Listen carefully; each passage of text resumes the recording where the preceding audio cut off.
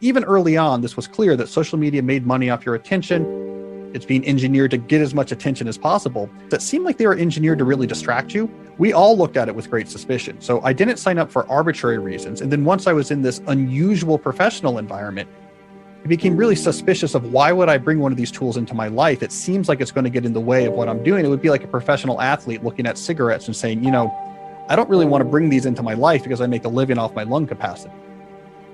Well, so the issue I had with social media was twofold.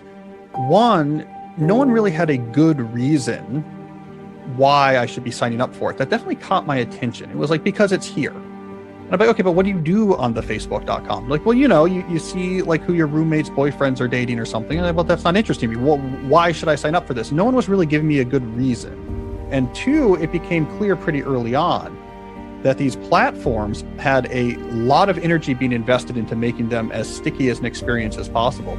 They had the ability to manipulate your attention, to manipulate your emotional centers, to manipulate your social centers, to get you to look at these things much longer than you knew was useful or much longer than you knew was healthy in a way that you couldn't really replicate with something that was as asymmetric and static as television. So I was really starting to get concerned when I saw people with these networks following them everywhere they went. And was constantly pulling their attention down to that phone, right? So there seemed to be something new going on. So we had these platforms where no one could really explain why I needed to be on it. And yet it also seemed to be capturing so much of people's time and attention that for someone who made a living with my brain, I was very, very wary about this. So can you tell me what you think is social media? So maybe say this company, that company, this company is social media. What is social media to you? Typically when I'm using the term, I'm thinking about attention economy platforms where your data, time, and attention is the primary product, the primary thing they're extracting to sell. And I make a distinction between social media and the social internet. I'm a big early booster of the internet and the social internet. I think using the internet for expression and connection is very important. So it's really that attention manipulation aspect. It's a large platform, closed garden, trying to extract, monetize your data, your attention. So that would be it's hard to keep up with, but the classics would be Facebook, it'd be Twitter, it would be Instagram, it would be TikTok. So then that goes back to Twitter, Facebook, Instagram being ones that you have a challenge with. And is it mainly because they get to dictate what you watch next and they're able to trigger and kind of manipulate the whole thing to say, hey, Cal, you like this? Let me feed you some more of this. Hey, like the whole Social Dilemma documentary, I'm assuming that's the part that you don't see any value in using those social media platforms. Is that a good way of putting it? So again, the way I think about things through my digital minimalism perspective is there's not something I really value in life for which any of those platforms is a really big win. The thing I'm very wary of is I think especially with tech, it's very dangerous to approach tech from the mindset of, could there be some value here? If so, why don't I try it? In some settings, that's okay. It's nice to explore, but because of the things you're talking about, that's a dangerous decision in the world of the social media networks, because innocently, let me just do some Instagram might end up being 7 hours a day. It might end up being, I am on this way more than I think is useful, way more than I think is healthy. So you have to be a little bit more wary with these platforms because they are very good at grabbing your attention once they're there. So I keep coming back to, look, if there's a big win, I'll use it, but it could be interesting. You could find some new readers. There might be something interesting. That's not going to be compelling enough for me, especially when there's so many of these attention traps that have been engineered into the services. So I'm very wary. I think probably a strategic mistake that was made by the major platforms is starting around 2012 to 2015, they said, we're going to shift away from the original premise, which is this is a place to connect with people and we're going to switch instead towards a news feed model. We are going to use algorithmic information to get you a steady stream of things that's going to be engaging to you. And a lot of people just migrated things like sharing photos with their family. They're like, well, fine, I'm not going to do this on Facebook. I'm going to do it on a group text message chain. I think ultimately that's probably going to be an issue for these platforms, because if they lose their network effect advantage, if it doesn't matter to me whether or not my cousin is on Facebook because I can just send him a picture of my kids on iMessage, now Facebook's advantage, why I have to use that platform, gets way reduced. Once it becomes just a source of entertainment, it's a stream of stuff that algorithms are selecting that's engaging. It's competing with every other form of entertainment out there, a much more competitive landscape. why would you think 100% of what social media offers isn't good? Because you can turn off the triggers and all the advertising and the way that Facebook.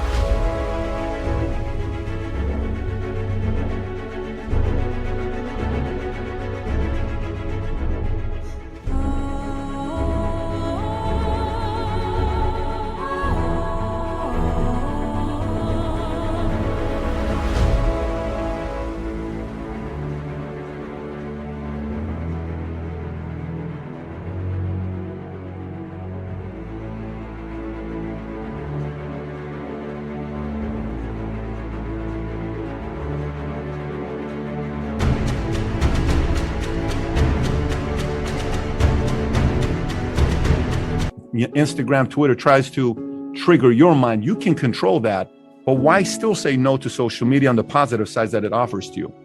So back in 2019, I wrote a book called Digital Minimalism, where this was the question: how do you figure out the use of technology in your personal life? And the answer to that book was not, here's the good things and here's the bad things. No one should use social media. Everyone should watch movies or whatever.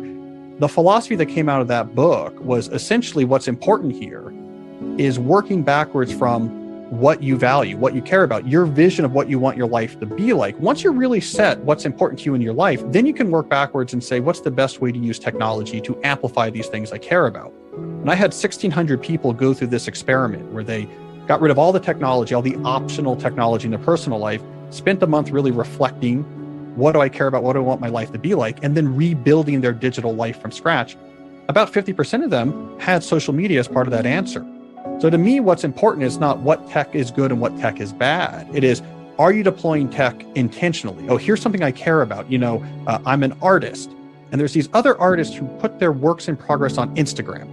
And seeing other artists in my field's works in progress is crucial to my creative process. So yes, I use Instagram for this purpose. That's fantastic, right? That's deploying technology intentionally to support things you really care about. And so that philosophy, which I call digital minimalism, is what I've really been pushing. Now, for me, when I go through the things that are important to me and I want to spend time on, and I use tech in a lot of intentional ways, social media just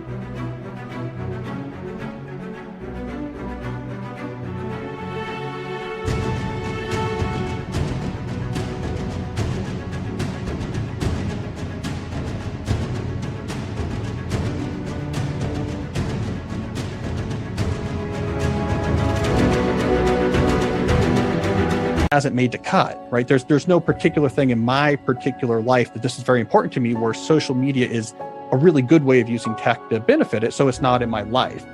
But for other people, they answer that question differently. I care about how people ask it, not necessarily the answers that they end up with. Do you think you will ever get on social media? Like, do you think there'll ever come a moment where you'll say, I think it makes sense for me to open up an account now? Or do you think you'll never do it? For me to say I don't see a lot of value in social media for what I'm doing right now is not an indictment on the existence of the technology, right? Just like I was saying with the bike riding analogy before, I'm happy if someone's really friends who are really into bike riding. I think it's a cool sport. But if they really started bothering you, like, Cal, why don't you bike ride? Don't you see that this is going to make you healthy and has these advantages or whatever? It's like, look, just because I'm not doing it, I'm not trying to put down that you do, but I'm not out there saying we should burn bikes. I mean, again, the way I come at things is do less, do more, do better, right? So I'm very intentional, I'm very picky, but I mean, think about the tech I do use. I like the strategic deployment of the tech when I see a big win. So like I have a blog, which I've had since 2007. Mhm. That's been a big win for me. I have this audience. I've developed my thinking, and I've had an audience for 15 years now who's been a part of my interactions. One of the reasons why I didn't need, for example, to, let's say, go on Facebook, just to go back to that, another aspect here is that because I was an early adopter of tech, I sort of already had my own platform. Whereas if I didn't, right, if I wasn't so tech savvy, it would obviously have been much easier maybe to post on Facebook or Twitter, because one of their advantages back then in that early Web 2.0 days was we're easier just technically speaking. It's a pain to set up a WordPress and get a server or whatever, but I kind of already had that going. Absolutely, I think any technology that comes along could come through that process of thinking I do and say, you know what, this is going to be a big win for this thing I really care about. The existing platforms just haven't passed that threshold for me yet. And because again, I'm very focused on the things I do. They haven't been a big win. I care a lot about distraction. So for me and my minimalist calculus, they haven't crossed that threshold. The way we're working today is almost absurd. We spend almost all of our time in mini office jobs, checking communication channels constantly. Inbox, Slack, Teams, whatever it is that you use. And some of the data I cite is once every 6 minutes or more, we check in on one of these channels. And I argue if we look at the neuroscience and psychology, you can't do anything useful with your brain in such an environment, because the context shift that you generate when you turn your attention to an inbox and then try to turn it back to what you're working on is incredibly disastrous to your ability to concentrate. And so it's a terrible way to try to actually do knowledge work, and people have to try to do their work in the early morning or in the evening, and none of it makes sense. And so that way of working was pretty arbitrary. Once email spread, and it spread for very good reasons, it was replacing fax machines and voicemails. Once email spread, in its wake, people started working in this way. Well, we'll just figure everything out with back and forth messages real quick. It's killing our ability to actually work, and it's making us miserable. The future of the world of work is going to say, we're going to have other ways of collaborating that's not just back and forth unscheduled messages, and we're all going to be much happier and get a lot more done. It's going to be more of a pain to figure out these new, there'll be more hard edges, more systems, more rules